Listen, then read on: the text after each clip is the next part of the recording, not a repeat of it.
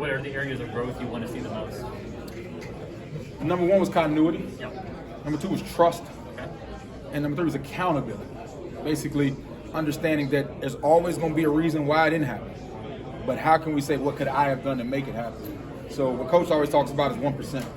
So if we as individuals keep gaining that 1%, but hold each other accountable in that room, we'll get the result. Kind of like Devontay, I know he was pretty limited what he was able to do physically this offseason, but what kind of impact have you seen him make or heard about him making even when he's not kind of been able to contribute? Devontay has the best quality of developing relationships with his peers. You know, you can put a strong voice in there. You can say, oh, this guy has great leadership qualities, he's well-spoken, he does this, and you can put him in a room for people that don't know him, and it does not matter because they don't trust him and they don't know him and they don't feel like he has the best interest. So you have to build the relationship, and that's what he did. He started from the ground because these conversations like this about him being a leader had just started. But he's been doing it, but now it's becoming evident because everybody else is talking about him doing it. He didn't come out and say it, but people are giving him that because they built that relationship with him. So what I'm proud was he didn't come in there running his mouth. He didn't come out what we need to do. He came in, made an example, worked his butt off because he started in the back. You know, he was a no-name. He developed a relationship. They all trust him. So now when he says something, there's substance to what he says, and they listen to him. What are your expectations for him on the field this year? I'm expecting a lot from Devontay. Yep. You know, just like the rest, but his standard is always going to be the same, just like everybody else's. But I expect him to make a full recovery, and I'm looking forward to watching him play. What is Gibbons bringing off? The same, his experience. You know, where a lot of times, just like anything, all they know is what they've seen and what they've done. He provides something from a different perspective. So that perspective can gain value as he's building a relationship with the players. Now, they have to accept it from him. It could be just information. But I like the way he's come in and he's established himself as gaining the trust of the men before he just starts berating them with information.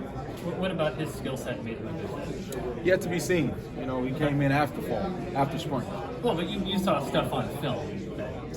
Yeah, I did. You know, yeah, we'll see.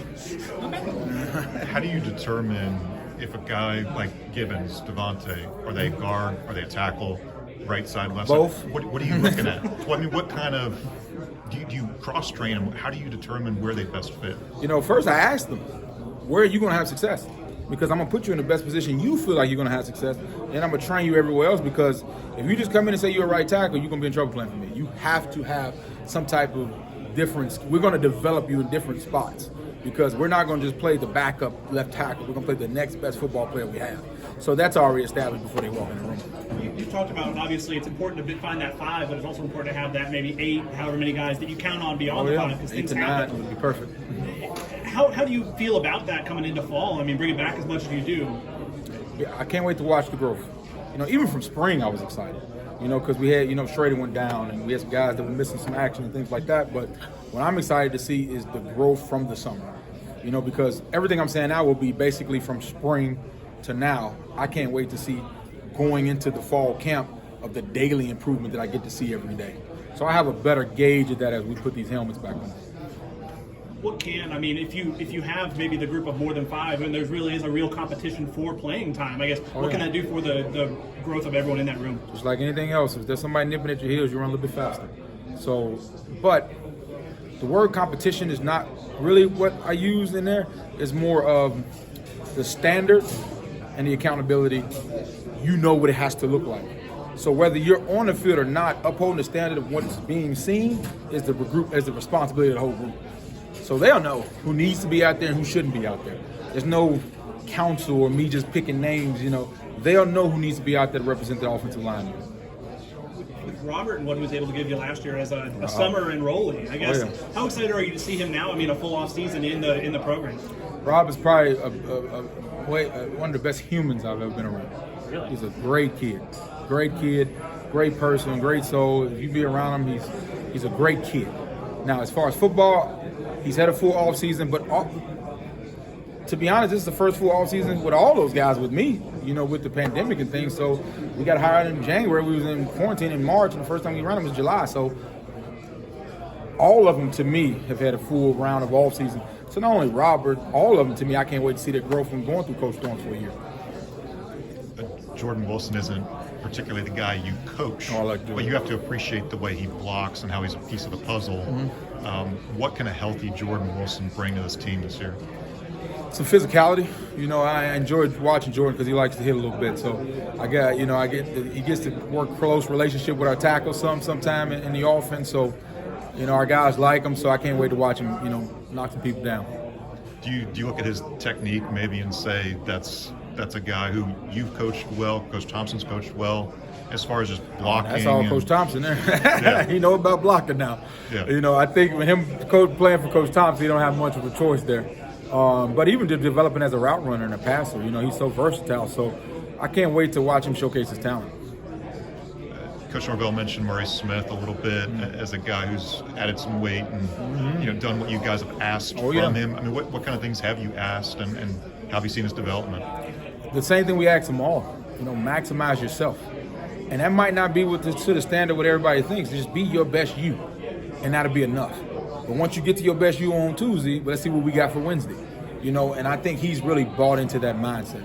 You know, he was up here. I mean, I come up here tripping over him watching film. So I think he wants it, and you know, it all sounds good. We'll see the action and the result once it's time to put it on the grass. Another guy Coach Norvell talked about was Babion, and obviously he's one of the two guys that kind of came back and is using that extra year. And he said he's kind of seeing him make the most of it and do kind of everything that's asked of him. I guess what have you seen from him in that regard? You know, just growth, just overall mindset and approach. Babion also, great kid, great human. I can't wait because he was one that was an older guy when I walked in here. But, you know, I started them all with the same plate. You know, I started them all with the same. So I've loved watching him grow. I've challenged him more to do more and to stand out and give me something that he's special at. So I can't wait to see what he picks. You know, but as far as doing everything we asked him to do, Babion's been on point. Yeah, I know I can't ask you about specific guys, but you've been doing really well in the recruiting trail yourself as a staff, grabbing offensive linemen. What are you looking for when you're looking at offensive linemen? Now you can see them on the field in camps, talk to them face to face. What kind of things are you looking for? The first thing is a fit into the room, and to understand what the expectations are and where we're at as a program and what we need. That's the overall first thing. Of course, easy on the eye things, the talent, the length, and all that, you know, good stuff. But what are you willing to do? Are you willing to get a little bit uncomfortable to maximize yourself? Because that's what happens. You can have all the intangibles. They say it's easier for us to accept that some people are ahead of us because they're more talented, and it's harder to accept that they outwork us. So I'm looking for guys that want to outwork you, you know, and that's a book Coach got us reading. So, you know, they give Coach know I'm reading the book, you know. But